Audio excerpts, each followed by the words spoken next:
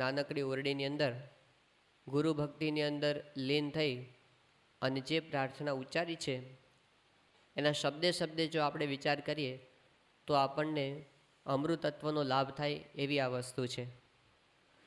યોગીજી મહારાજે શાસ્ત્રીજી મહારાજ પાસે જે માગ્યું એની અંદર આપણને એમણે શીખવાડ્યું છે કે આપણે આવા ગુણ એમની પાસે માગવાના છે. આપણે એમની પાસે એવું માગવાનું છે કે જેનાથી આપણામાં પરિવર્તન આવે.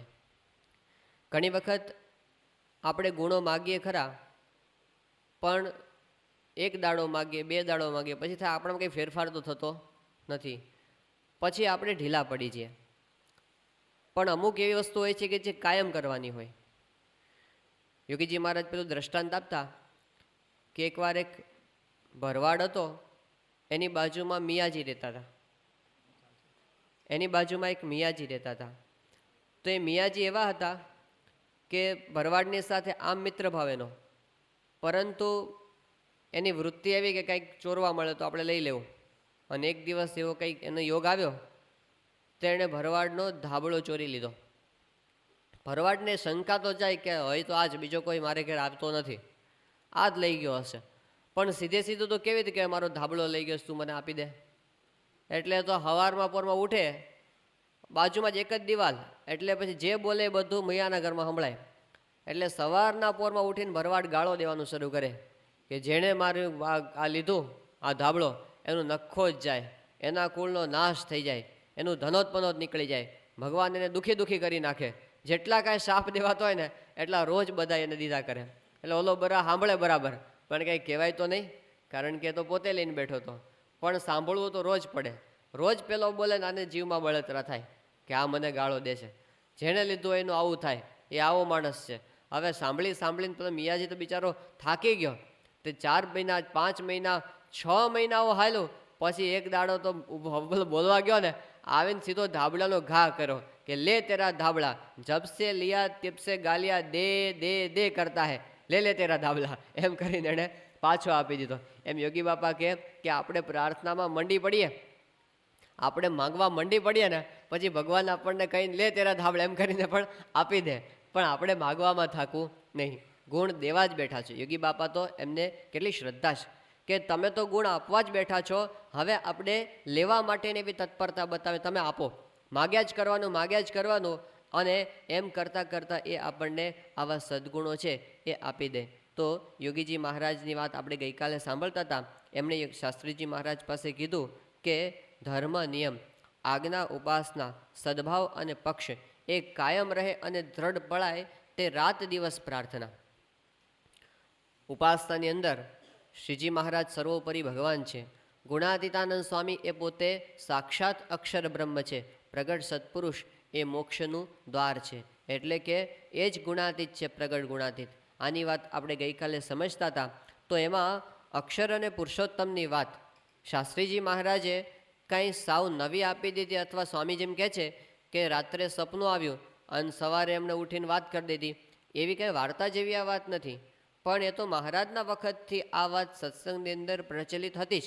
મહારાજને એવી ઈચ્છા નહીં હોય અને બહારના અમુક એવા સંજોગો, તો એ સમયે એ વાત એટલી પ્રકાશિત ન થઈ, પણ એ વાત હતી તો ખરી. કારણ કે ગુણાતીતાનંદ સ્વામી અક્ષર બ્રહ્મ છે, આ વાત તો આપણા જૂના સંપ્રદાયના શાસ્ત્રોની અંદર બહુ સ્પષ્ટપણે લખાઈ ગઈ છે. વિહારીલાલજી મહારાજ આચાર્ય, એમણે પોતે જે કીર્તન કૌસ્તુભમાળા લખી છે, એમાં એમણે પોતે લખ્યું છે કે મૂળ અક્ષર ગુણાતીત સ્વામી, તેણે આપ્યા વર્તમાન, પોતે પાળીને પળાવ્યા જનને દઈ ઘણું જ્ઞાન. તો એમાં પોતાને વર્તમાન ધરાવનાર કોણ છે? વિહારીલાલજી મહારાજ કહે છે કે મને તો મૂળ અક્ષર મૂર્તિ એવા ગુણાતીતાનંદ સ્વામી વર્તમાન ધરાવ્યા છે. આચાર્ય મહારાજ પોતે કહે છે. એ વખતથી એ વાત પ્રચલિત હતી. થરીલીલા કલ્પતરુની અંદર મૂલજી શર્મણે દીક્ષામ દદાનસ્ય પ્રજાયતે ભૂયાન મિત્ર સમાનંદો યતો ધામાક્ષરમ સમે. તો ગુણાતીતાનંદ સ્વામીના દીક્ષા પ્રસંગની અંદર મૂળ અક્ષર બ્રહ્મ એવા મૂળજી શર્મા, એને હું દીક્ષા ધારણ કરાવું છું, આવું મહારાજે પોતે વાત કરેલી છે. તો એ પણ સંપ્રદાયના ગ્રંથોની અંદર બધે એ વાત છપાઈ ગઈ છે. તો નવી વાત નથી આગળ. રઘુવીરજી મહારાજ હતા, એમને પણ સ્વામીનો આવો નિશ્ચય હતો. શાસ્ત્રીજી મહારાજના જે પત્રો છે એમાં એક પત્રની અંદર આ વાત આવે છે. શાસ્ત્રીજી મહારાજ કહે છે કે મેં ગોવર્ધનભાઈ કોઠારીને પૂછ્યું હતું કે રઘુવીરજી મહારાજ હતા એ સ્વામીને અક્ષર જાણતા હતા કે નહીં. ત્યારે ગોરધનભાઈ કોઠારીએ કીધું કે પહેલાંની તો મને ખબર નથી, પણ 17મી સાલમાં જ્યારે ગુણાતીતાનંદ સ્વામીનો સમાગમ કરી અને રઘુવીરજી મહારાજ પાછા આવ્યા વડતાલ, ત્યારે તો ગુણાતીત રૂપ થઈ ગયા હતા અને જે મળે એ બધાને પોતે વાત કરતા કે આ ગુણાતીતાનંદ સ્વામી એ અક્ષર બ્રહ્મ છે, એવો પાક્કો નિશ્ચય એમને થઈ ગયો હતો. આવું ગોરધનભાઈ કોઠારીએ શાસ્ત્રીજી મહારાજને કીધું હતું. તો રઘુવીરજી મહારાજ આચાર્ય પોતે માનતા હતા. ગોપાળાનંદ સ્વામી તો કેટલા બધા સંતોને એમણે નિશ્ચય અને હરિભક્તોને નિશ્ચય કરાવ્યો કે ગુણાતીતાનંદ સ્વામી એ અક્ષર બ્રહ્મ છે. તો મોટા મોટા સદગુરુ સંતો પણ આ વાત જાણતા હતા. નૃસિંહાનંદ સ્વામી ત્યાં વડતાલની ગરડાની અંદર રહેતા હતા. તો એકવાર ઇંગોરાળાના કુંવરજી પટેલ ત્યાં એમને દર્શન માટે આવ્યા. ત્યારે નૃસિંહાનંદ સ્વામી આ કુંવરજી પટેલને વાત કરી કે કુંવરજી, આ ગરડાની અંદર કેટલા કાંગરા છે? તો કે સ્વામી, આ કાંગરા તો ક્યાંથી ગણી શકાય, ગણી ન શકાય, એટલા બધા અગણિત કાંગરાઓ છે બધા. ત્યારે નૃસિંહાનંદ સ્વામી કે જો ગુણાતીતાનંદ સ્વામી અક્ષર ન હોય તો આ કાંગરે કાંગરે બ્રહ્માંડ ભાંગ્યાનું પુણ્ય મારે માથે. માટે તું સમજી લે કે ગુણાતીત અક્ષર છે, બાકી તો ન સમજાય તો પછી તારા ભાગ્ય. આમ કરીને એમને સ્વામીએ નૃસિંહાનંદ સ્વામીએ સમજાવ્યું. તો મોટા સદગુરુઓને આ વાત સમજાણી હતી. હરિહરિયાનંદ સ્વામી એ જુનાગઢ આવ્યા અને એમને સ્વામીનો સમાગમ કર્યો ને એને અચાનક આ વાત સમજાઈ ગઈ, ઓહો, સ્વામી સાક્ષાત અક્ષરધામ, એટલે એના નામ એટલો કેફ ચડી ગયો, હું કોકને આ વાત સમજાવી દઉં, કોકને આ વાત સમજાવી દઉં કે આટલી મોટી પ્રાપ્તિ આપણને થઈ કે કોને સમજાવું. એમને થયું આપણા આ વંથલીના કલ્યાણભાઈ છે ને, એ આપણે હેતવાળા છે, એટલે એમને આપણે વાત કરવા માટે જઈએ. અને પોતે ઉપડા જુનાગઢથી આમ હાફળા ફાફળા કે જલ્દી સમજાવી દો, તે સીધા કલ્યાણભાઈના ઘરે ગયા ને ખબર પડી કલ્યાણભાઈ તો ખેતરે ગયા છે. તો અત્યારે સમજાવી દઉં કે એને સમજવાનું બાકી રહી જાય તો પાછું, એટલે પોતે ઘરેથી પાછા ખેતરે ગયા અને કલ્યાણભાઈ દૂરથી આમ ઉતાવળા અને આવતા જોયા હરિહરિયાનંદ સ્વામીને, એટલે એકદમ ઊભા રહી ગયા અને સામે કે સ્વામી કેમ આટલા બધા ઉતાવળ આવો છો? ત્યારે કે ઊભો રહે, મારે તને એક વાત અગત્યની સમજાવી દેવાની છે, રહી ન જાય પાછું, તારો દેહ પડી જાય અને આ વાત સમજવાની રહી જાય તો સાંભળી લે, આ વાત બહુ અગત્યની વાત છે. ત્યારે કલ્યાણભાઈ હાથ જોડીને કીધું કે સ્વામી, મને એટલું તો સમજાયું છે કે શ્રીજી મહારાજ પૂર્ણ પુરુષોત્તમ નારાયણ છે અને ગુણાતીતાનંદ સ્વામી સાક્ષાત અક્ષરધામ છે. આ સિવાય કઈ વાત સમજાવવાની તો કહો. એ કે જ કહેવા આવ્યો હતો, મારે આટલું જ કહેવાનું હતું, બીજું કંઈ કહેવાનું નથી. તો મોટા મોટા સંતો આચાર્ય મહારાજ એ બધા જાણતા હતા કે ગુણાતીતાનંદ સ્વામી એ સાક્ષાત અક્ષરધામનો અવતાર છે. અને એટલે સંપ્રદાયની અંદર ગુણાતીતાનંદ સ્વામી એમનું જે સમાધિ સ્થાન છે એ પહેલેથી અક્ષરદેરી તરીકે પ્રસિદ્ધ હતું અને પહેલેથી જ એમનું જે વાડી હતી એ અક્ષરવાડી તરીકે પ્રસિદ્ધ હતી. બધા જ જાણતા હતા વાત, પણ એ વાત બહાર લાવી એની અંદર ઘણી બધી મુશ્કેલી હતી. કારણ કે ઘણા બધાને બરોબરિયાપણું, કેટલાકને લાગતું કે ગુણાતીત તો જૂનાગઢના છે એટલે દેશનું પોતાનું મમત્વ, એની અંદર ઘણા બધા હતા એ વિરોધની અંદર પડતા હતા. પણ જે સાચી વાત છે એ તો ગુણાતીત, જેમ શાસ્ત્રીમાં જ કહે છે કે એ બહાર આવ્યા વિના ક્યારેય રહેતી નથી. તો સાચા દેવળે ઘંટ વાગ્યો અને એકવાર સરોતરની અંદર આમ ખૂણિયું જ્ઞાન જે કહેવાતું અત્યારે દુનિયાના ચોકની અંદર પોતે પ્રસિદ્ધ થઈ ગયું. છેક લંડન ને હ્યુસ્ટન ને આખી દુનિયાના લોકોએ ટેલિવિઝન ઉપર જોયા, અક્ષર પુરુષોત્તમ મહારાજ શિખરબદ્ધ મંદિરની અંદર પ્રતિષ્ઠિત થયા. તો સાચી વાત હતી સિદ્ધાંતની, એ બહાર આવ્યા વિના ક્યારેય રહેતી નથી. ગુણાતીતાનંદ સ્વામી અક્ષર બ્રહ્મ છે, આ બીજી વાત. અને ત્રીજી વાત છે એ પ્રગટ સત્પુરુષ. આપણે ત્યાં રોકડી વાત, સ્વામી આપણને ઘણી વખત કહે છે કે આપણે ત્યાં બધું રોકડું, ધર્માદોય રોકડો, તો પછી કલ્યાણ પણ રોકડું જ હોય ને. એ પછી કંઈ ઉધારની વાત આપણે અહીંયા હોય નહીં. એટલે જેને જોઈએ તે આવો મોક્ષ માગવા રેલોલ, આજે ધર્મવંશીને દ્વાર અંદર જોઈએ છે, રોકડું કલ્યાણ અહીંયા આગળ છે. તો એ આપણે ત્યાં મહારાજે આપણને પ્રગટ અક્ષર બ્રહ્મ અને પ્રગટ શ્રીજી મહારાજ એ આપણને પ્રાપ્ત થયા, એટલે કલ્યાણ પણ રોકડુતા ઉપાસનાની વાત. પછી સદભાવની અંદર શું સમજવાનું છે? તો સદભાવની અંદર ગુણાતીતાનંદ સ્વામી કહે છે કે મોટા પુરુષો વિશે સદભાવ છે એ જ નિર્વાસનિકપણાનો હેતુ છે અને અસદભાવ છે એ જ વાસનાનો હેતુ છે. જગતમાં ઘણા બધા પોતે સાધના કરતા હશે, પણ જો એને પ્રમુખ સ્વામી મહારાજને વિશે સદભાવ નહીં હોય તો કોઈની વાસના ટળે નહીં, ઉલટાની વધતી જાય. જેટલો અસદભાવ હોય ને, ઉપરથી પોતે કદાચ બતાવે ખરા, અંતરમાંથી એનું અંતર કેવું થાય, ઉજરડાઈ જાય. એ પછી ભગવાનનું ભજન કરી શકે, અંતરમાં શાંતિ રહે એવું એને થાય નહીં.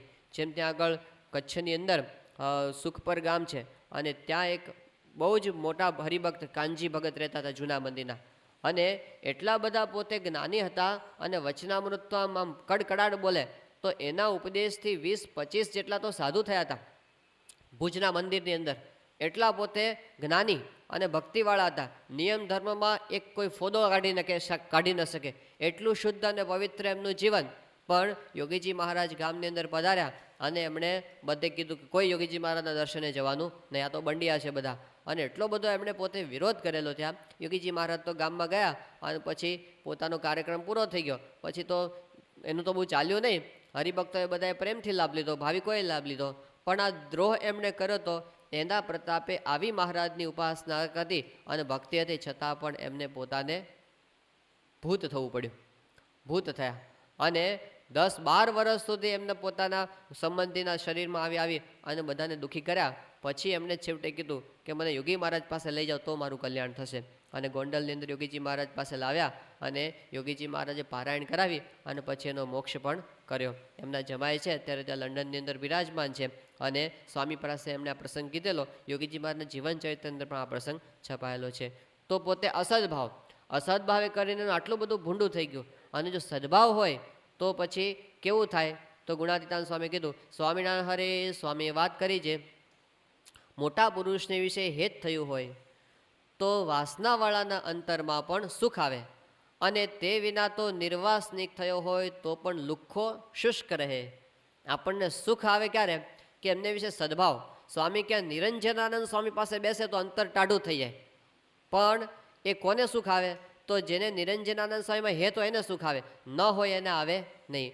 એમ મોટા પુરુષને વિશે આપણને હેત સદભાવ હોય તો પછી કદાચ આપણી અંદર થોડા ઘણા દોષો હોય એ તો બધા સ્વામી કે આ લોક તો જોડે ચોટેલા છાણ જેવો છે અને આપણે કાંકરાવાળી જમીનમાં હીંડવા માંડ્યું છે, તે ધીમે ધીમે બધું ઉખડી જશે. એ કાંઈ મોટી વાત નથી. પણ સત્પુરુષમાં સદભાવ, એમને વિશે હેત, એમને વિશે મહિમા, એમને વિશે આપણને આત્મબુદ્ધિ એ થાય તો પછી પાછળનું બીજું બધું સહેલું થઈ જતું હોય છે. એટલા માટે સદભાવની વાત કરી. અને પછી પક્ષ, ભગવાનના ભક્તનો પક્ષ રાખતા થકા આબરૂ વધો અથવા ઘટો, માન થાવ અથવા અપમાન થાવ, શરીર સાજુરો અથવા માંદુરો, દેહ જીવો અથવા મરો.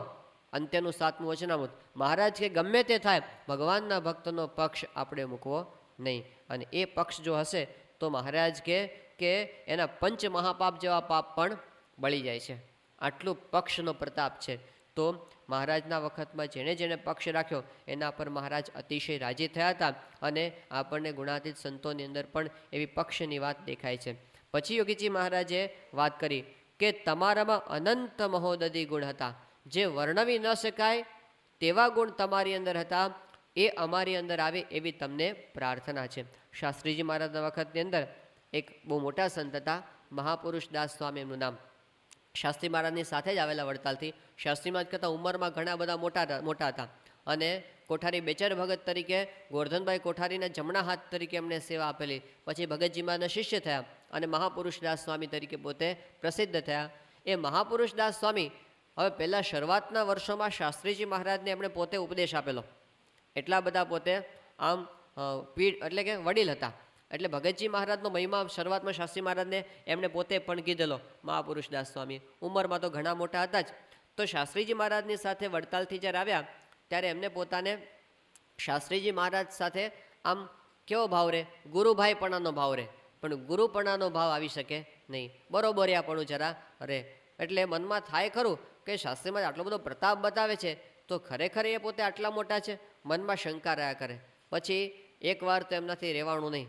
તો બોચાસણની અંદર એમણે પોતે એકવાર સંકલ્પ કર્યો કે શાસ્ત્રીમાં જ કથા કરતા હોય ત્યારે હું પોતે ઊભો એમને પંખો નાખું, અને શાસ્ત્રીજી મહારાજ જો મને રોકે નહીં તો હું માનું કે આ પોતે ભગતજી જ છે સાક્ષાત, આ જ પોતે મહારાજનું પ્રગટ સ્વરૂપ છે. એમ એમણે મનમાં નિશ્ચય કર્યો.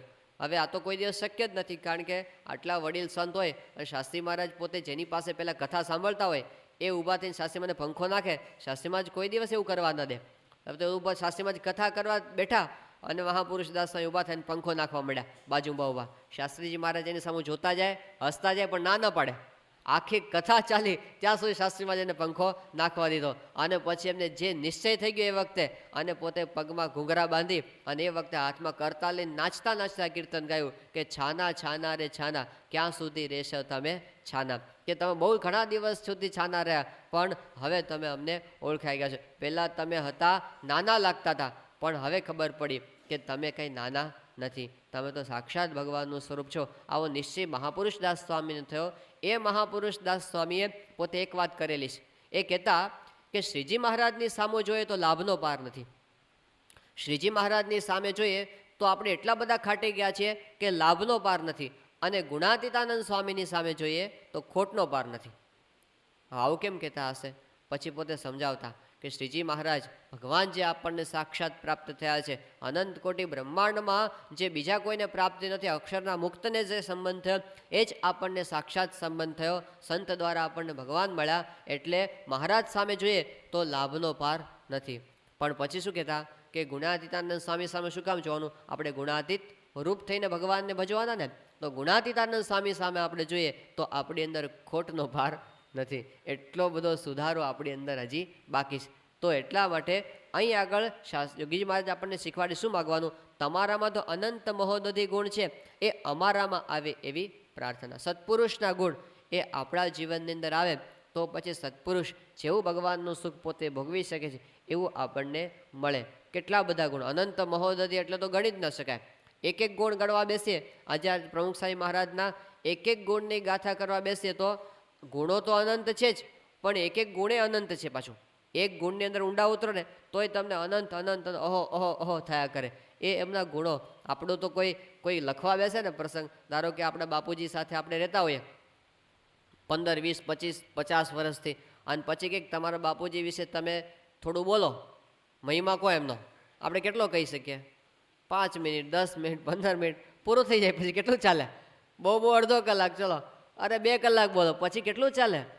સ્વામીના તો ગુણો એવા છે ને કે તમે આપણે બધા જ ગાવા બનીએ ને એનો પાર આવે એમ નથી. કારણ કે કેટલું બધું સ્વામી વિશે લખાયું છે, તો હજી લખનારને એવું લાગે છે કે હજી સુધી અધૂરું છે, એવું બધા જ લાગ્યા કરે. આટલા પુસ્તકો છપાયા છતાં પણ હજી એવા પ્રસંગો આપણે સાંભળીએ છીએ હરિભક્તોને મળીએ ત્યારે કે આ તો ક્યારેય બહાર આવ્યા જ નથી. એવા તો કેટલા બધા પ્રસંગો ભૂગર્ભમાં દટાયેલા પડ્યા હશે.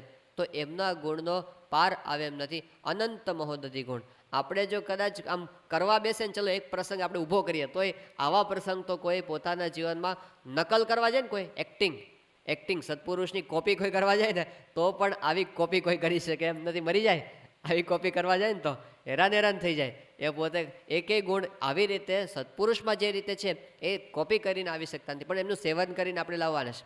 એમનું સેવન કરી, એમની પ્રસન્નતા પ્રાપ્ત કરી અને આપણે આવા ગુણો આપણા જીવનની અંદર આવે એવી પ્રાર્થના આપણે નિરંતર કરવાની છે. તો એક એક ગુણ જેની આધ્યાત્મિક સ્થિતિ આટલી ઊંચી છે, અને આટલી ઊંચી આધ્યાત્મિક સ્થિતિ હોવા છતાં નાનામાં નાની વ્યક્તિ સાથે જે રીતે પોતે વર્તી શકે છે સુરત ભાવથી, આ એમની કેટલી મોટી મહત્તા કહેવાય. આટલી બધી પ્રવૃત્તિ આપણે ખાલી સ્વામીની પ્રવૃત્તિ ગણવા બેસે ને ત્યારે એમને થાકી જઈએ. ખાલી આપણે જ કરવાની જ નથી, પણ ખાલી જો આપણે આમ બોલે હાફી જઈએ, આપણે આટલા મંદિરો ખાલી લિસ્ટ બનાવીએ ને એમાં આપણે હાફી જઈએ. એટલી બધી એક્ટિવિટી સ્વામી પોતે પ્રવૃત્તિ, દરેકમાં પાછા પોતે રસ લે છે. એવું નહીં કે ચલો કામ એની મેળા ચાલ્યા કરે, એવું નહીં. એકની અંદર સ્વામી પોતે રસ લે, અને છતાં પણ પોતે અત્યંત નિર્લેપ, એનો સેજે ભાર નહીં, હળવા ફૂલ. એ કેટલી મોટી સિદ્ધિ છે જે કામની અંદર પ્રવૃત્તિમાં બધાને ખબર પડે. અત્યંત ચપળ છે સ્વામી, આમ શાર્પનેસ સ્વામીની, પ્રેઝન્સ ઓફ માઇન્ડ અત્યંત ચપળ, અને છતાં પણ અત્યંત સ્થિર.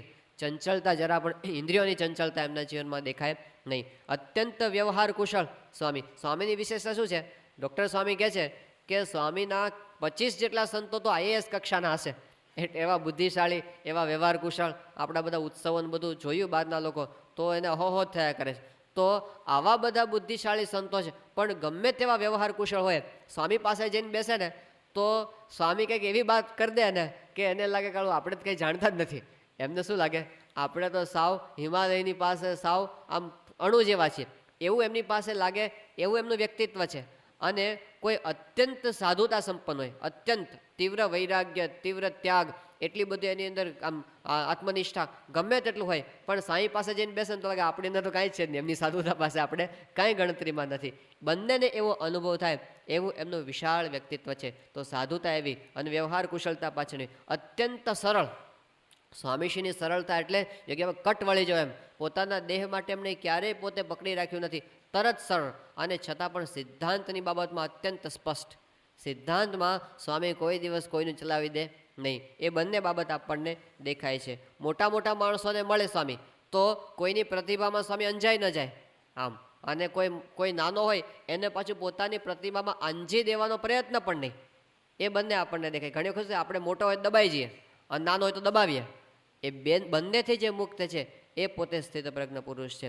આપણે ઉપર આટલા બધા અનંત ઉપકાર કર્યા અને છતાં પણ ઉપકારને કાયમ ભૂલી જવાના, એ એમની આટલી બધી મહત્તા છે. એ પોતે અત્યંત મૃદુ છે આપણા માટે પોતે તરત માફ કરી દે. ગમે તેટલી મોટી ભૂલ કરીને સ્વામી પાસે ગયો, સ્વામી કે મારું દિલ એટલું ઉદાર છે કે લાખ ગણી મોટી ભૂલ કરે ને તો પણ હું માફ કરી શકું એમ છું, એવું સ્વામી એકવાર બોલ્યા છે. અને છતાં પણ પોતે અત્યંત પોતાના ઉપર કડક છે. નાના નાના નિયમમાં પણ પોતે પોતાના જીવનમાં ચૂક પડવા દેતા નથી. એ આપણને દેખાય છે. એમનું ઐશ્વર્ય, એમનું સામર્થ્ય, એમનો પ્રતાપ, કેવા બધા એમને ચમત્કારો સ્વામીના જીવનમાં સહેજે બને કે ચમત્કારો આમ ભડકો નથી બતાવતા અને પોતે દેખાડો પણ એના જીવનમાં પ્રતાપ આપણને દેખાય છે, ઐશ્વર્ય, અને છતાં પણ સમર્થ થકા ઝરણા, કેટલું બધું એ પોતે સહન કર્યું છે એમને પોતાના જીવનમાં, એ બંને દેખાય. તો આ બધું જ વિપરીત સંજોગોની અંદર પણ પોતે અચ્યુત રહ્યા છે, પોતાની સ્થિતિમાંથી ક્યારેય ચલામણ થતા નથી. અને આટલું બધું છે છતાં પણ સબગુણ પૂરણ પરમ વિવેકી ગુણ કો માન ન આવે. આટલા બધા ગુણો છે છતાં પણ ગુણોને એને કોઈ પણ પ્રકારનો અહંકાર નથી, અત્યંત અહમ શૂન્યતા. હરિચરિત્રામૃત સાગરમાં તો લખ્યું છે કે અહમ શૂન્યતા છે ભગવાનનો ગુણ છે. અહમ શૂન્યતા ભગવાનનો ગુણ. ભ્રમરૂપ થાય ત્યારે છેલ્લામાં છેલ્લો દોષ આપણો કયો જાય? અહંકાર. છેલ્લો ત્યાં સુધી છે ને અહમ છે એ પૂછલું આપણું છોડતું નથી. અહંકાર છોડવો એ છેલ્લામાં છેલ્લો દોષ છે. તો સત્પુરુષની અંદર અત્યંત અહમ, જે એના યોગમાં આવે બધાને આ વસ્તુનો અનુભવ થાય કે સ્વામીની અહમ શૂન્યતા એટલે અપાર છે, હું ભાવ છે જ નહીં, એ દરેકે દરેક બાબતમાં આપણને દેખાય છે. તો આ બધા ગુણો છે એ બધા ગુણો આપણામાં ક્યારે આવે? તો મહારાજે આપણને એની ટેકનિક બતાવી છે કે પ્રથમનું 58મું વચનામૃત, જો સત્પુરુષને આપણે અત્યંત નિષ્કામી જાણીએ, મહારાજ કે કૂતરા જેવો કામી હોય એ પણ નિષ્કામી થઈ જાય. સત્પુરુષને અત્યંત નિર્લોભી જાણે, અત્યંત નિસ્વાદી, અત્યંત નિર્માની, અત્યંત નિસ્નેહી જાણે, તો એ બધા ગુણો આપણી અંદર આવી જાય. એમની અંદર અપાર ભક્તિ છે, જો આપણને અંતરમાં ખરેખર આપણને પ્રતીતિ આવી જાય, અંતરમાંથી રણકાર, તો આપણી અંદર ભક્તિ એવી ઉદય થવા માંડે. આ સ્પિરિચ્યુઅલ ટેકનોલોજી છે.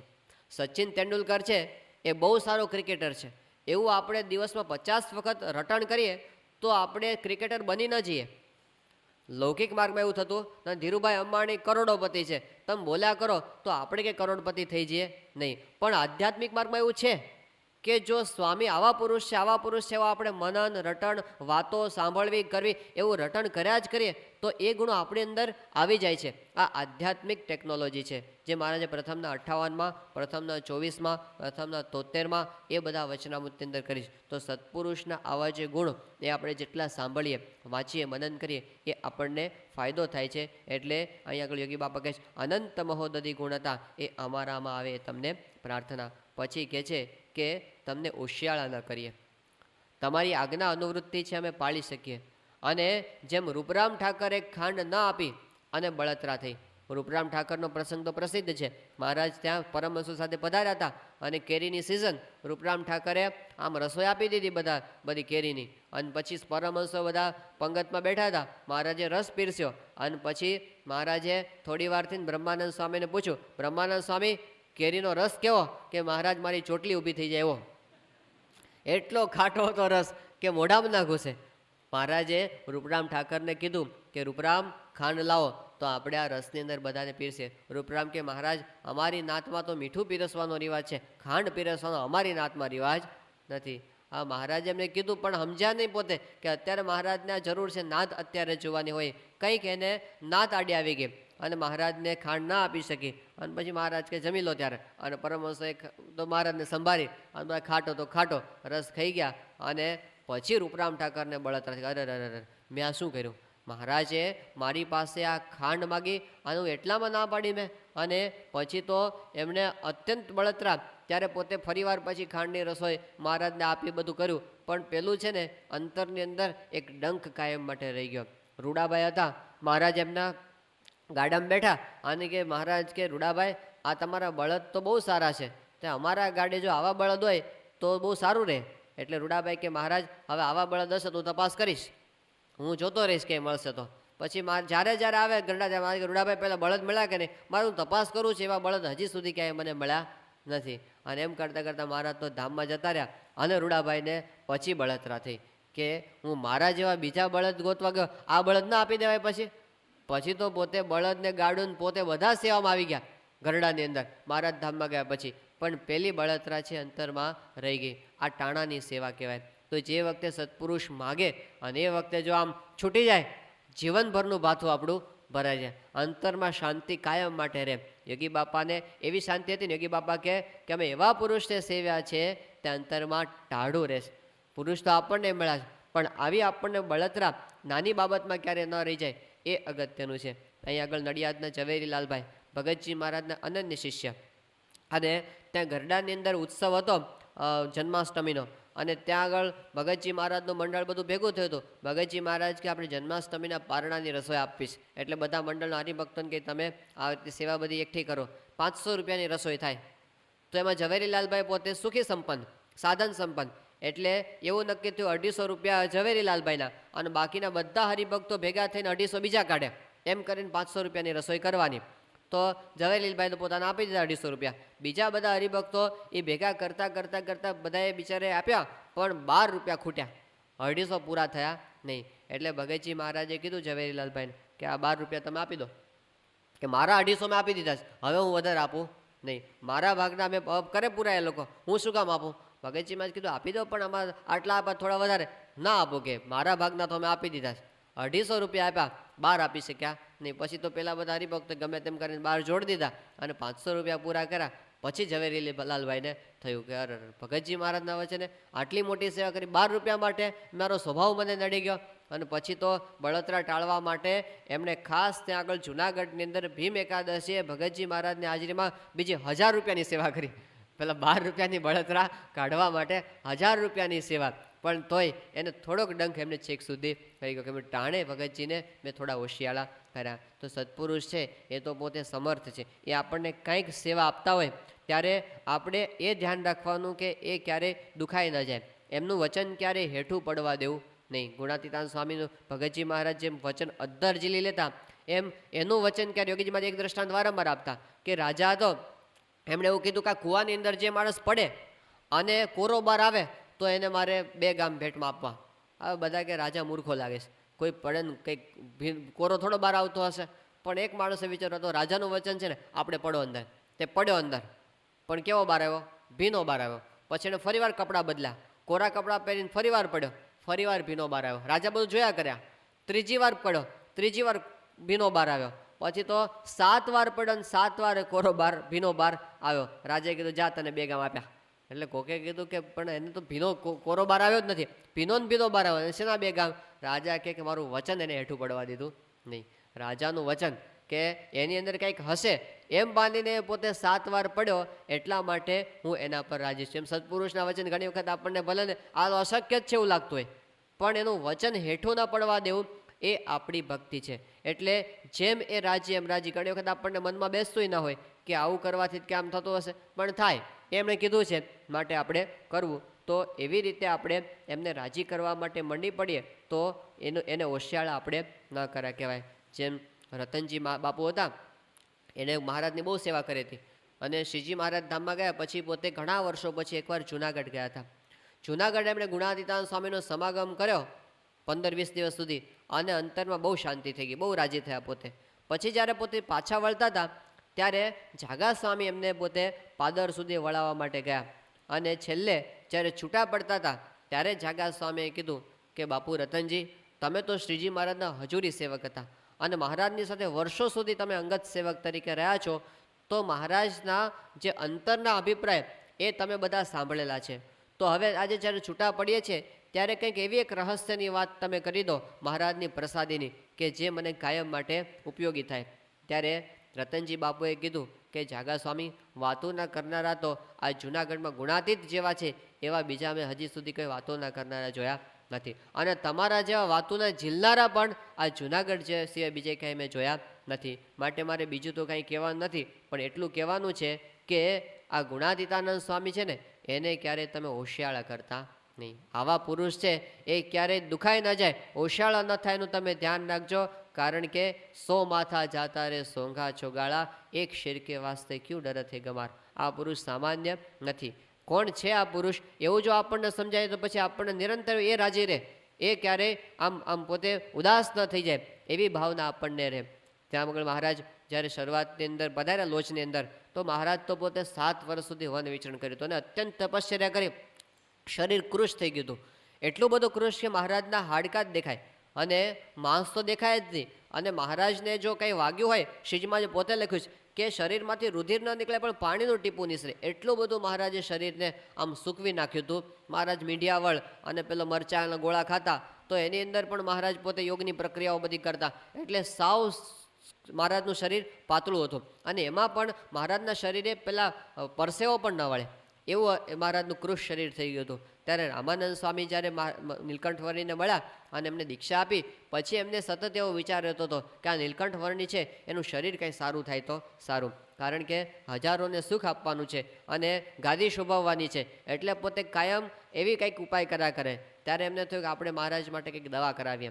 પછી તો કંઈક સલાહ લીધી હશે કોકની વૈદની, અને પછી નક્કી થયું કે મહારાજના શરીરે આવળના પાટા બાંધે, શરીરમાં થોડો ગરમાવો આવે અને થોડો પરસેવો વળે અને પેલું આમ શરીર જરા સારું થાય. એટલા માટે રામાનંદ સ્વામી આવળ ખોદાવે અને પછી એનું વાટી અને એનો લેપ કરાવે અને એના પાટા નીલકંઠ વર્ણીને શરીરે આ બંધાવે. હવે રઘુનાથ દાસને આ બધું ગમે નહીં.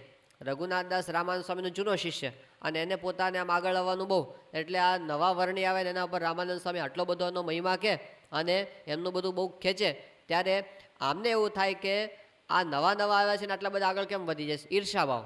એટલે પોતે પછી બીજાને વાતો કરે કે આ રામાનંદ સ્વામી છે ને હવે એની ઉંમર બહુ મોટી થઈ છે, એટલે હવે એનું થોડું ફરી ગયું છે, બુદ્ધિ છે ને ઓછી થઈ ગઈ છે હવે એની.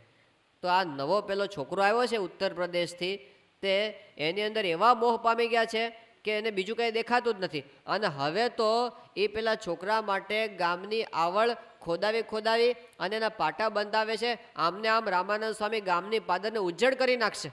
એને શું ચિંતા થઈ, ગામની પાદર ઉજ્જડ થઈ જાય, પર્યાવરણવાદી હશે એટલે એને આવી બધી ચિંતા થઈ કે આ તો ઉજ્જડ ગામની પાદર થઈ જશે, તો એમને એની ચિંતા થવા માંડી. ત્યારે રામાનંદ સ્વામી પાસે કોઈ વાત કરી કે સ્વામી આ રઘુનાથ દાસ તો આવું બોલે છે.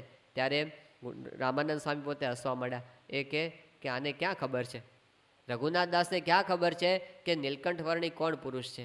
નીલકંઠ વર્ણી તો એવા પુરુષ છે કે એના માટે આ એક ગામની આવળ તો શું પણ આખા બ્રહ્માંડના જીવને વાટીને એનો લેપ કરીને લગાડવો પડે ને તો પણ ઓછા છે. આવા પુરુષ ક્યાં આપણને મળે. તો મહારાજનો મહિમા રામાનંદ સ્વામી સમજતા હતા.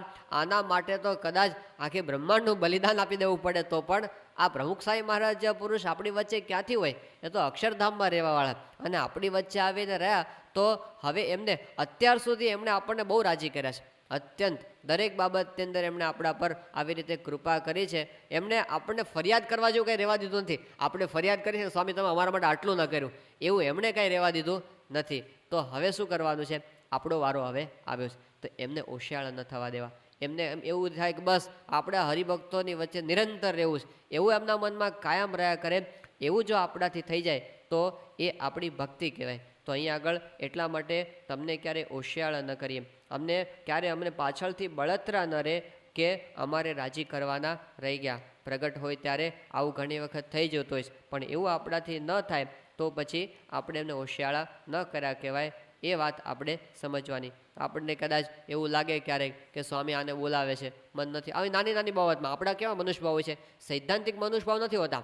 પાને બોલાવે મને ન બોલાવે, સ્વામી આવે છે ને આવું કરે છે નથી કરતા. આપણું કેવું હોય છે, થોડી વાર ફરી જાય. દાખલા તરીકે બાપામાં આવે આમ મંદિરના કેમ્પસમાં અને આવ્યા હોય તરત આપણને સામે જઈને આપણું સામું જઈને આમ હસે તો આપણે કેટલા ખુશ થઈ જાય કે સ્વામીએ મને નોટિસ કરી સ્વામી મારે, અને મને સ્વામીએ જોયો અને મારી સામે જઈને સ્વામી હસ્યા, તો આપણને આનંદ થઈ જાય. પણ આપણી સામે જઈને સ્વામી હસ્યા હોય, પણ આપણી બાજુમાં કોઈ ઊભો હોય અને એના ખભા પર સ્વામી હાથ મૂકી દેતો, આપણે તો ખાલી હસ્યા, હાથ આપણે પર મૂકી દે, પેલું સુખ જતું રહે. આપણે છે ને કમ્પેરિઝનમાં જીવીએ છીએ ને, પેલું સુખ જતું રહે. પણ ધારો કે સ્વામી આપણા માથા પર હાથ મૂકે, આમ આપણા ઉપર રાજી થઈને આપણા પર હાથ મૂકે તો આપણને કેટલો આનંદ થઈ જાય. પણ આપણા માથા પર હાથ મૂકે અને પછી બાજુવાળો હોય એને સ્વામી ભેટે એકદમ, હા તમે એમ કરીને ભેટે તો આપણું પેલું માથે હાથ મૂકવાનું સુખ જતું રહે. બોલો, એ છે ને આપણે કમ્પેરિઝન કરીએ, કારણ આવું તો આપણે કંઈ થયું નહીં. અને ધારો કે આપણને સ્વામી આમ ભેટે પણ બીજા કોકને હાથ પકડીને રૂમમાં લઈ જાય અને સ્વામી પ્રસાદ આપે સામેથી અને સ્વામી બહુ એના વખાણ કરે જાહેર સભામાં, તો કે આવું તો કંઈ આપણું થયું નહીં. એટલે આપણે છે ને શું કરીએ છીએ કે કોકને સ્વામી કંઈક બોલાવે ને તો પછી આપણે આપણું સુખ છે ને એને ભૂલી જઈએ છીએ. જે આપણને મળ્યું છે એ ભોગવી શકતા નથી. જો આવી રીતે વર્તીએ તો પ્રગટનું સુખ આપણે કોઈ દાડો લઈ શકીએ નહીં. જે મહારાજના વખતમાં પરમહંસો હતા તો મહારાજે પ્રેમાનંદ સ્વામીને સુખ આપ્યું એવું તો બીજા કોઈને આપ્યું નથી. મહારાજ તો ભુજની બજારમાં આમ મહારાજ પ્રેમાનંદ સ્વામીના ગળામાં હાથ નાખ્યો હોય, પ્રેમાનંદ સ્વામી મહારાજના ગળામાં હાથ નાખ્યો હોય અને એક પંક્તિ મહારાજ ગાય, એક પંક્તિ પ્રેમાનંદ સ્વામી ગાય, એમ કીર્તન ગાતા ગાતા મહારાજ પાસે મહારાજે પ્રેમાનંદ સ્વામીના મુખમાં પાનની પિચકારી મારી છે. હવે આટલું સુખ તો પછી બ્રહ્માનંદ સ્વામીને પોતાનું સુખ ભૂલી જવાનું, કારણ મહારાજે તો મને કાંઈ સુખ આપ્યું જ નહીં. એવું કર્યું હોત તો બીજા પરમહંસો દુઃખી જ રહેત બધા. પણ મહારાજ જેને જે આપે છે એ પોતાનું માનીને જો એને ભોગવે તો એ ખૂટે એમ જ નથી. કારણ કે આ શું છે, ઉપનિષદ કહે છે પૂર્ણમિદમ પૂર્ણમદઃ પૂર્ણાત પૂર્ણમુદચ્યતે પૂર્ણસ્ય પૂર્ણમાદાય પૂર્ણમેવાવશિષ્યતે. આ સાક્ષાત બ્રહ્મ પૂર્ણ પુરુષોત્તમ પૂર્ણ છે, એટલે કે એનું એક બિંદુ લો તો પણ પૂર્ણ છે. તમે ખાલી એક નજર માશુક જરા દે દેના નૈનો કા નજારા ઇતને મેં તો હોએગા આશિકું કા ગુજારા. પ્રેમાનંદ સ્વામી કે જરાક એક નજર બસ એની અંદર આખી જિંદગી અમે કાઢી નાખશું તો એ સુખ તો અપાર છે. તમે એક બુંદની અંદર પણ પૂર્ણ થઈ જાઓ એવી શક્તિ એની અંદર રહેલી છે. તો મહારાજ મહાનુભાવાનંદ સ્વામી બેઠા હતા, અરે મહારાજ બેઠા, મહાનુભાવાનંદ સ્વામી આવ્યા અને મહારાજને પગે લાગ્યા, મહારાજ પગ ખેંચી લીધા. મહાનુભાવાનંદ સ્વામી કે મહારાજ અમે તમારા માટે સંસારનો ત્યાગ કર્યો, આટલા બધા પ્રકરણોમાંથી પસાર થયા, તમારા વચનો અધ્ધર ઝીલા, હજી અમારી એટલી પાત્રતા નહીં કે તમારા ચરણનો સ્પર્શ અમે કરી શકીએ. મહારાજ કે મહાનુભાવાનંદ સ્વામી એક શહેર હતું અને મેં એક શેઠ રહેતા હતા અને એનું આંગણું એકવાર આવી અને એક કંગાલ માણસ હતો એ આંગણું વાળી જતો રહ્યો અને શેઠ બહુ રાજી થયા અને પેલો આંગણા વાળો બીજે દિવસે આવ્યો ત્યારે ફરીવાર વાળતો હતો. એટલે અમને કીધું તે કાલ વાળ્યું હતું? કે હા મેં વાળ્યું હતું. કે બોલ તારે શું જોઈએ છે, તારે મહેનતાણું જોતું હોય તને આપું. ત્યારે પહેલાં એ શું કીધું, અધમણ સોનું મને આપો.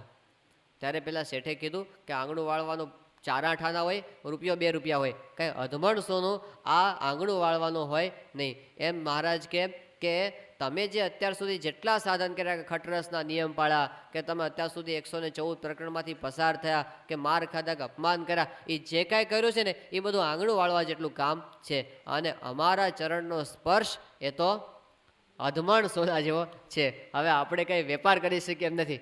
આપણે કંઈક મેં આટલી સેવા કરી એટલા માટે મને તો સ્વામીની બાજુમાં બેસવા મળવો જ જોઈએ, પણ આપણે વેપાર કરી શકીએ એમ નથી. કારણ કે આ તો આપણું ગમે એટલું કરીએ તો આંગણું વાળવાથી ઉપર જાય નથી. તો આપણને કેટલી વાર એમના ચરણનો સ્પર્શ થયો છે અત્યાર સુધીમાં, તો અધમણ સોનું તો આપણને ઘણી વખત પ્રાપ્ત થઈ ગયું છે. હવે આપણને જે મળ્યું છે આપણે સંભાળીને સુખી થવાનું છે. કોકનું જોઈ જોઈને દુઃખી થવાનું નથી. કોકનું જોઈ જોઈને પણ આપણને જે મળ્યું એ જ એટલું બધું છે કે એમાંથી જ આપણે નવરા પડી શકીએ એમ નથી. તો પછી એ જ સુખને કેમ વધારે ન સંભાળવું? જે આપણને દર્શન થાય, વાત સાંભળી હોય, જે આપણને કંઈ પ્રસાદી મળી હોય, જે કાંઈ એમને સ્પર્શ થયો, જે કાંઈ થયું એ બધું તો એ જ અપાર છે. તો મહારાજ આપણને એ સમજાવ્યું કે એમણે આપણને ઘણું બધું આપી દીધું. હવે આપણે કોઈ દિવસ એમની સામે ફરિયાદ, ન્યાય અન્યાયની વાત આ સત્સંગની અંદર હોતી, એ બધી લૌકિક વાતો છે કે આને ન્યાય થયો, મને અન્યાય થયો. कवि मंसूरे कीधु अगर है शौक मिलने का तो हरदम लव लगाता जा, चलाकर खुद नुमाए को बसम तन पर लगाता जा, मुसल्ला छोड़ तस्बीह तोड़ किताबें डाल पाने में पकड़ दस्तू फिरस्तों का गुलाम उनका कहाता जा. बस હવે તો આપણી જાતને જલાવી દેવાની. અગર હે શોક મિલને કા તો હરદમ લવ લગાતા જા. કારણ કે પેલું કીધું છે ને કે જ્યારે પોતે પેલું ફૂલ છે, બીજ છે, એ જ્યારે ધૂળની અંદર મળી જાય અને પોતાનો નાશ કરી દે ત્યારે પછી પોતે જ્યારે પોતાની હસ્તીને મટાવી દે ત્યારે એમાંથી સરસ મજાનું ફૂલ ગુલાબનું ખીલતું હોય છે. એવી રીતે હવે એની અંદર આપણે આપણા અસ્તિત્વને મિટાવી અને સત્પુરુષના ભાવને પામવાનું છે. એટલે એમાં હું ભાવ નહીં, એમાં અહંકાર નહીં, એમાં કોઈ પણ પ્રકારની અપેક્ષાઓ નહીં, એની અંદર કોઈ પણ પ્રકારની ફરિયાદ આપણી નહીં. તો એમને રાજી કરવાની ભાવના આપણને સતત રહ્યા કરે. આ આપણી ભક્તિ છે. અને બીજી વાત કે આપણે આવો આનંદ થયો છે તો હવે આપણે શોકમાં ન રહીએ, અલમસ્ત આનંદમાં રહીએ. એવી વાત યોગી બાપાએ કરી. યોગી બાપાનું અંગ હતું અલમસ્ત આનંદમાં. યોગી બાપાને ગમે તેટલા રોગ હોય ને, મહંત સ્વામી કહે છે અડધી રાત યોગી બાપા ઉઠે ને તોય આમ જાણે કંઈક અલૌકિક સુખ ભોગવતા હોય ને એવું આપણને એના ચહેરા પર દેખાય.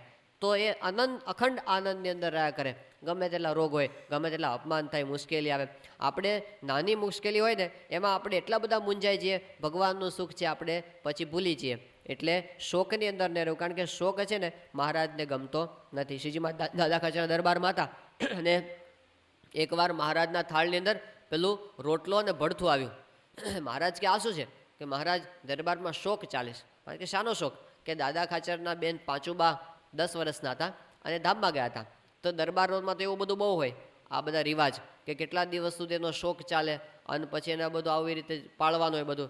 મહારાજ કે અમે એ બેઠા છીએ અને પાંચુબા ધામમાં બેસી ગયા છીએ અને આ લોકો શોક કરે છે. કે હા મહારાજ. મહારાજ કે હાલો આપણે કારિયાણી સારંગપુર ભેગા. અને મહારાજે તો પોટલા બંધાવવા માંડ્યા. આ બાજુ ખબર પડી બધાને કે મહારાજ તો જવાની ત્યારે દાદા ખાચર આવી ગયા. ચીવુબા લાડુબા મહારાજ ક્યાં ઉપડ્યા અત્યારે અચાનક? મહારાજ કે અમારે રહેવું નથી. કે કેમ નથી રહેવું? મહારાજ કે જ્યાં શોક હોય ત્યાં અમે ના હોઈએ, જ્યાં અમે હોય ત્યાં શોક ના હોય. મહારાજ કે અમારો આટલા દિવસ સુધી તમે સમાગમ કરો, હજી શોક કરવાનો સ્વભાવ તમારો ગયો નહીં. એટલે પછી બધાએ માફી માગી, મહારાજ શોક અમારો આજથી ગયો. તો મહારાજને શોક કોઈ વાતનો ગમતો નથી. એમને તો એ જ રહે છે કે મારો ભક્ત થયો છે તો પછી આનંદની અંદર હંમેશા રહેવો છે. એ પ્રાપ્તિનો કેફ. યોગીજી મારે પેલા વજયસિંહના હોકાની વાત કરતા કે પેલો હાથીનો 2 ગામનો ગરાસ્યો, એને હોકાની 2 ફૂંક મળી ગઈ તે આખી જિંદગી એનો કેફ એમણે મૂક્યો નહીં. તો આપણને તો કોણ મળ્યા છે?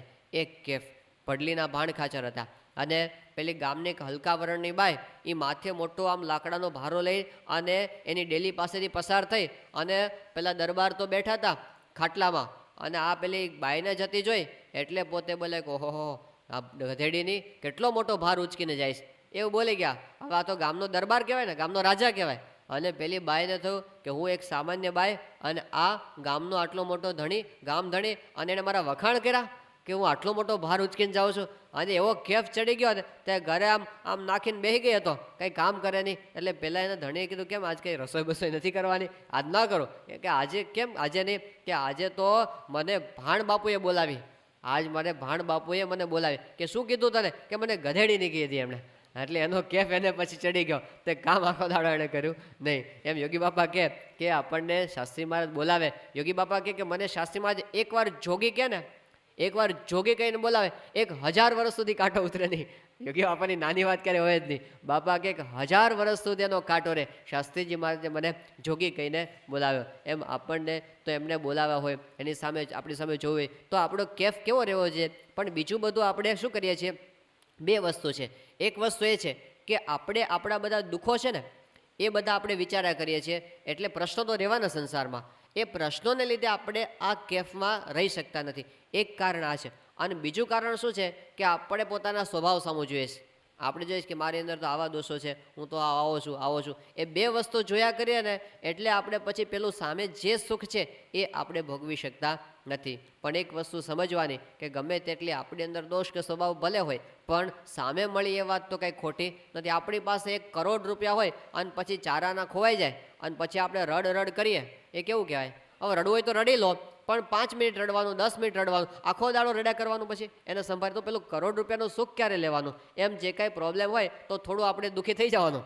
જો દુઃખી થયા વિના ન રહેવાતું હોય તો થોડું દુઃખી થઈ જવાનું. પણ આખો દાડો દુઃખી રહેવાનું એ તો ક્યાંથી પોસાય આપણને? તો પછી આ ખરેખર માની લો બધી વાત સાચી છે. આપણને નોકરી નથી મળતી, વાત સાચી. ધંધો ખાચી જતો રહ્યો, સાચી. દીકરી પાછી આવી ઘરે, એવો કોઈને પ્રોબ્લેમ હોય એ વાતે સાચી. છોકરો પરણતો નથી એ વાતે સાચી. કદાચ આપણું કોઈક અપમાન કરતો હોય એ વાતે સાચી. શરીરમાં રોગ છે એ વાતે માનો સાચી છે. પણ ભગવાન મળે એ વાત ખોટી થોડી છે?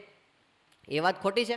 એ વાત સાચી જ છે, તો એ વાતને કેમ આપણે ભૂલી જઈએ છીએ? પહેલી વાતોને આપણે બહુ મહત્ત્વ આપી દીધું છે, અને એટલે આ જે મહત્ત્વની વાત છે એ આપણે માણી શકતા નથી. એટલા માટે યોગી બાપા કહે કે આવો આપણને પ્રાપ્તિનો આનંદ છે એ કેફ ક્યારેય મોળો પડવા દેવો નહીં. અને મહારાજે તો કીધું વડતાલ 12 ને પ્રથમ 72, જે જીવ ભાવે કરીને મારું દર્શન કરશે અથવા મારી વાત સાંભળશે એનું મારે કલ્યાણ કરવું છે, તો પછી એનું પણ કલ્યાણ મહારાજ કરશે, તો પછી મારા કલ્યાણની અંદર શો સંદેહ છે? તો જે જીવ આપણા યોગમાં મહારાજ કે મારા હરિભક્તનું દર્શન કરે એનું પણ કલ્યાણ કરવું છે. આ તો શ્રીજી મહારાજનો કોલ છે, એટલે આપણે ખાટી ગયા છીએ. આખી પ્રાર્થનાની અંદર આ ભાવ સતત ઘૂંટાય છે. કયો? કે જે પુરુષ મળે છે ને, પ્રગટ પુરુષ, એમાં અનન્ય ભાવે જોડાઈ જવું. યોગી બાપાના વચનોનો જો વિચાર કરીએ પ્રાર્થનામાં, તો આપણને ખ્યાલ આવે 3 પ્રકારના જોડાણની વાત યોગી બાપાના વચનોમાં વારંવાર આવે છે. એક છે હેતરૂપી જોડાણ. શાસ્ત્રીજી મહારાજને વિશે યોગીજી મહારાજનું હેતરૂપી જોડાણ. એમાં આપણને દેખાય તમારી મૂર્તિને સમર્થી રહે, તમને 24 કલાક અળગા ન મૂકીએ અને રાત દી તમને સંભાળ્યા કરીએ. આ યોગીજી મહારાજનું હેત છે, યોગી શાસ્ત્રીજી મહારાજ. તો આપણને પ્રગટ સત્પુરુષ વિશે હેતરૂપી જોડાણ થાય. બીજું કયું જોડાણ? મહિમારૂપી જોડાણ, કે તમે તો સાક્ષાત ગુણાતીત સ્વરૂપ છો, તમારા મહારાજ અખંડ રહ્યા છે. પછી કે તમારો જગતમાં મહિમા વધારીએ. પછી કે તમે કોણ થઈ ગયા? પછી કે અનંત મહોદધિ ગુણ તમારી અંદર હતા, તમે જે કામ કર્યું તે અમારાથી થઈ શકે એમ નથી. આ બધું શું છે? યોગી બાપાના વચનો, અનન્ય મહિમા શાસ્ત્રીજી મહારાજનો. એટલે બીજું છે મહિમારૂપી જોડાણ. અને ત્રીજું કયું જોડાણ છે સત્પુરુષને વિશે? એમની આજ્ઞા અને અનુવૃત્તિ પાળવી, એમને રાજી કરવા, એમની મરજી પ્રમાણે જ વર્તવું, એમને ક્યારેય ઓશિયાળા થવા દેવાની. આ 3 જોડાણ છે. અને એ જો હશે તો સત્પુરુષ હંમેશા આપણી સાથે જ છે. એ ભલે નામ સ્થૂળ રીતે ગમે એટલા દૂર હોય, પણ આ જોડાણ છે તો સ્વામી આપણાથી ક્યારેય જુદા નથી. એટલે યોગી બાપા કે અમે એવા પુરુષને સેવ્યા છે તો અંતરમાં ટાળું રહે. શાસ્ત્રી યોગી મહારાજ કે 40 વર્ષ સુધી શાસ્ત્રીજી મહારાજની આજ્ઞા પ્રમાણે જ કર્યું છે, પણ આપણા મનનું ધાર્યું કર્યું નથી. તે સ્વામી અતિશય રાજી થયા છે અને દર્શન દે છે અને સુખ આવે છે. કેવા કૃતાર્થપણાના બધા વચનો છે. તો આપણે પણ એ માર્ગની અંદર ચાલવાનું છે. અને આપણને દેખાય સ્વામીએ પોતે જ કરેલું છે. પ્રમુખ સાહેબ મહારાજ ગરડાની અંદર હતા, અને એ દરમિયાન એવું થયું કે ગરડાના કોઠારી હરજીવનદાસ એ શાસ્ત્રીજી મહારાજના વખતના સંત, અત્યંત વ્યવહાર કુશળ.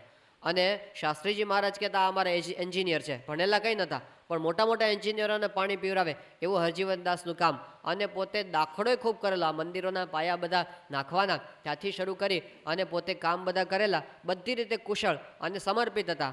પણ યોગી મહારાજ પ્રત્યેને ફરિયાદ કર્યા કરતી કે યોગીજી મહારાજ છે એ જેટલો કાંઈ ધર્માદાન બધો ગોંડલ તરફ મોકલી દે છે, તો આ ગરડાનું કામ બાકી છે. અધૂરી કોઠારી જે વ્યવહારમાં પડે એના બધી ખબર પડે કે પૈસાની કેટલી ખેંચ છે. એટલે એમને થતું કે યોગીજી મહારાજ બધા પૈસા ગોંડલ તરફ મોકલ કરે એક જ બાજુ, અને આ બીજા મંદિર કાંઈ નથી. એમને ફરિયાદ બહુ રહ્યા કરતી. એટલે એકવાર જ્યારે પ્રમુખ સ્વામી પોતે ત્યાં પધારેલા ગોંડલ, અને સ્વામી તો સંસ્થાના પ્રમુખ, અને હરજીવનદાસને એમના સાથે ઘણું બધું હેત, તો એમને બેસાડીને રાતના 1:30-2 વાગ્યા સુધી એમણે બધી વાતો કરી. એમણે કીધું કે આ યોગી મહારાજને કંઈ વ્યવહારમાં ખબર પડતી નથી અને બધું ત્યાં ગોંડલ મોકલે કરે, બીજા મંદિર નથી. તમે સંસ્થાના ધણી છો, તમે પ્રમુખ છો, માટે તમારે છે ને હવે કેવું જોઈએ યોગી મહારાજને, અને તમારે જરા આમ કડક થવું જોઈએ. આવું કાંઈ વ્યવહાર ચાલે નહીં. આવું 2-3 વખત કીધું. એટલે પછી સ્વામી પોતે આમ મોઢે કીધું, હરજીવનદાસ તમે ભલે માનતા હો કે હું સંસ્થાનો પ્રમુખ છું, પણ મારી સત્તા યોગીજી મહારાજ પર નથી. અને પછી બાપા કે આ તો ઠીક છે, તમે ખાલી પૈસાની વ્યવહારની વાત કરો છો, પણ જો યોગી મહારાજ મને એવી આજ્ઞા કરે કે આખું ગરડા મંદિર એને પાયા સહિત ઉખેડી અને આ ઘેલા નદીમાં નાખી દેવાનું છે, હું 1 સેકન્ડ વિચાર ન કરું, આના પથરા ઉચકીને બધા નદીમાં નાખી દઉં. સત્પુરુષ પ્રધાન. જો સ્વામી વ્યવહાર સેવા બધું કરે છે, પણ એમને શું મનમાં સ્પષ્ટ છે કે આ બધું કરીને યોગી મહારાજને રાજી કરવાના છે, આ પુરુષને રાજી કરવાના જ. આ બધો વ્યવહાર છેલ્લે ત્યાં પહોંચવો છે, નહીતર આપણે કંઈ સમજ્યા નથી. ગોંડલની અંદર જ્યારે અમૃત મહોત્સવની મિટિંગ થઈ, અમૃત મહોત્સવ ક્યાં ઉજવવો એની, તો પ્રશ્ન શું થયો હતો કે ગોંડલમાં પાણીની ખેંચ, ઉનાળાનો વરસાદ નહોતો પડ્યો, અને આ તો યોગીજી મહારાજનો જન્મોત્સવ ક્યારે આવે? વૈશાખ વદ બારસ, એટલે સખત તાપ અને પાણીની તંગી. એવા સંજોગોની અંદર આવો ઉત્સવ આવે, તો એવા સંજોગોમાં તો પાણી વગર ત્યાં થાય એમ નહોતું. આખા ગોંડલમાં એક જ કૂવામાં પાણી, મ્યુનિસિપાલિટીનો એક કૂવો, અને એમાંથી બધાને લિમિટેડ પીવાનું પાણી મ્યુનિસિપાલિટી દ્વારા મળે, બાકી બીજે ક્યાંય પાણીનું ટીપું ના મળે. હવે આવા સંજોગોમાં પ્રશ્ન થયો ઉત્સવ ક્યાં ઉજવવો? યોગીજી મહારાજની હાજરીમાં મિટિંગ થઈ તો બધા સંતો બેઠા હતા, બધા મોટા મોટા, એમાં મોટા સ્વામી જેવા સંતો બધા, અને હરિભક્તો બધા, ગઈકાલે આપણે વાત કરીને બધા આમ પાવરફુલ બધા, છગન કાકા, મગન કાકા, મથુર કાકા, હીરા કાકા, આ બધા કાકા એવા હતા ને કે યોગી બાપા બીવે નથી. આ બધા બહુ પાવરફુલ હતા બધા, અને આમ શુરવીર. અને સ્વામી પણ પોતે બેઠા હતા. અને વાત નીકળે કે ઉત્સવ ક્યાં ઉજવવો? તો બધા વિચાર કરતા હતા. એમાં પછી યોગી બાપા પર આવ્યું, કારણ કે મોટા સ્વામીની ઈચ્છા છે કે આપણે અટલાદરા લઈ જઈએ, બીજા કોઈકની ઈચ્છા આવી કે આપણે બોચાસણ કરીએ ઉત્સવ, એ બાજુ પાણીની છત છે. તો યોગી મહારાજ કીધું કે બાપા તમારી શું ઈચ્છા છે? યોગીજી માની ઈચ્છા ક્યાં હોય? એમની તો ગોંડલમાં જ હોય, પણ બોલી શકે આ બધા સામે બેઠા જ બધા, એને હા બોલાય. એટલે યોગીજી મહારાજ કે પ્રમુખ સ્વામી કે એમ કરો. સ્વામી ઉપર આવ્યું બધું. સ્વામી જાણતા હતા જોગી મહારાજની અંતરની ઈચ્છા શું છે ગોંડલની, પણ વ્યવસ્થાની રીતે અનુકૂળ ગોંડલમાં નહોતું. કોઈ રીતે આર્થિક રીતે, શારીરિક રીતે, કોઈ રીતે આપણી શક્તિ એ ગોંડલમાં પહોંચી વળે એમ હતી નહીં. પણ સ્વામી એ વખતે કીધું કે આપણે ગોંડલમાં ઉત્સવ કરો છે, પ્રમુખ સ્વામી. અને બધા જે તૂટી પડ્યા સ્વામી, મોટા સ્વામી કે ગાંડાના ભાઈ ક્યાંથી લાવીશ પાણી? આટલા લાખો માણસો બધા ભેગા થશે અને આ બધું આપણી આબરૂ જશે બધી, પાણી એ છે નહીં, તું ક્યાંથી લાવીશ? બધા બહુ બોલ્યા. ત્યારે સ્વામી શું બોલ્યા? સ્વામી કે હું ભાદર નદીમાંથી પાઇપલાઇન નાખીને પાણી લાવીશ. હવે ક્યાંની ક્યાં ભાદર નદી? સ્વામી કે હું ગમે તેમ કરીને હું પાણી લાવીશ, પણ આપણે ઉત્સવ તો એ જ કરવો છે. હવે આટલું બધું ભારપૂર્વક સ્વામી બોલ્યા. પછી બધા સારું કર તારી રીતે એમ કરીને સ્વામી પર બધું નાખ્યું. પછી બધું મિટિંગ પૂરી થઈ ગઈ. અને જ્યારે મોટા સ્વામી યોગી બાપા પોતે રૂમમાં ગયા, સ્વામીને પૂછેલું સંતોષ શિબિરમાં કે પછી યોગી બાપાએ શું કર્યું? તમે આવી રીતે આમ ગોંડલનું કર્યું ત્યારે? એટલે સ્વામી કે યોગીજીમાં જ રૂમમાં ગયા ને પછી 2 હાથે દબ્બા માર્યા મને, આમ કે બહુ સારું કામ કર્યું તમે ગોંડલમાં ઉત્સવ લાવી. જાહેરમાં નહીં, અંદર રૂમમાં ગયા પછી અમને યોગી બાપાએ આમ રાજીપો બતાવ્યો. તો સ્વામી શું સમજતા હતા? હવે પોતે સમજતા હતા કે આમાં કોઈ રીતે મેનેજમેન્ટની રીતે યોગ્ય નથી. સ્વામી તો એટલું પાવરફુલ મેનેજમેન્ટ છે, એમને તરત ખબર પડી આમાં ખર્ચો વધારે થશે, આમાં રાત દાડો ઉજાગરો કરવા પડશે, છતાં પણ શંકા તો ખરી જ પાણી આવશે કે નહીં આવે. પણ સ્વામી શું સમજતા હતા? આપણે જે કાંઈ પ્રવૃત્તિ કરીએ, વ્યવહાર કરીએ, સેવા કરીએ, ધર્માદો કરીએ, એ બધું કરીને કરવાનું શું? યોગી મહારાજને રાજી કરવાના છે. હવે આપણે પ્રવૃત્તિ કરીને આખી ગામના, આખી દુનિયાના માણસોને આપણે પ્રભાવિત કરીએ, અને જો યોગી મહારાજ રાજી ન થાય તો એવી પ્રવૃત્તિ ધૂળમાં પડી, એવી પ્રવૃત્તિનો કોઈ અર્થ નથી. કરીને આ પુરુષને રાજી કરવાના, એટલી સ્પષ્ટતા યોગીજી સ્વામીશ્રીના જીવનમાં હતી. અને એટલે એ વખતે એમણે બધું છોડી અને યોગીજી અને સ્વામીને દાખલો કરવો પડ્યો. પછી સ્વામીને આ પાણી લાવવા માટે રાત દાડો એક કરી અને એ ઉનાળાની ગરમીમાં દાખલો કરો, પણ સ્વામીએ કર્યો 2-3. શું કામ? યોગી મહારાજ રાજી થાય એટલા માટે. તો આપણને એક રીત શીખવી છે કે ગમે તે થાય, આ જીવનનો લક્ષ્ય તો એ જ છે, સત્પુરુષ રાજી થઈ જાય. અને આ પ્રાર્થના આપણને છેલ્લે ત્યાં લાવીને મૂકી દે છે કે આવા પુરુષો રાજી થશે તો પછી જીવનમાં કાંઈ કરવાનું બાકી રહેતું નથી, આટલું જ કરવાનું. મુંબઈની અંદર એકવાર પેલી સભા ભરાઈ હતી યુવક મંડળની, એટલે યુવકોએ બધાએ સ્વામીને પ્રશ્નોત્તરીમાં એક પ્રશ્ન પૂછ્યો કે સ્વામી તમને યુવકો ઉપર વધારે હેત છે કે સંતો ઉપર વધારે હેત છે? એકો તમે. આને ગોળ ગોળ નહીં કહેવાનું, સ્પષ્ટ કહેવાનું કે કોના ઉપર મને વધારે હેત છે. હવે આમાં સ્વામી શું કહે? બહુ પહેલાં ભારપૂર્વક પાછું કીધું. સ્વામી શું કહે? બાપા તો પ્રશ્નના જવાબમાં ક્યાંય ફસાય એવા નથી. સ્વામી કે બધા પોતપોતાની છાતી પર હાથ મૂકી લો એટલે ખબર પડી જશે કોના પર કેવો રાજીપો છે, એવું સ્વામીએ કીધું. એટલે એ તો છે ને આપણને સુખી કરવા માટે જ આવ્યા છે અને આપણને અંતરમાં શાંતિ કરવા માટે જ આવ્યા છે. પણ જેટલું આપણે સેવન કરીએ એટલું આપણને એમની એ શાંતિનો, એ સુખનો આપણને અનુભવ થાય, બાકી એ તો આપણાથી દૂર ક્યારેય હોતા નથી. તો યોગીજી મહારાજની આ પ્રાર્થના આપણે નિરંતર એનું આપણને અનુસંધાન, આ જે માગવાની વસ્તુ છે એનું રહ્યા કરે. અને યોગી બાપા કે આજ પ્રાર્થના કરીએ અને કાલે ફરી જઈએ એવું ન કરીએ પ્રાર્થના છે. શ્રી સ્વામિનારાયણ ભગવાનની જય. સ્વામી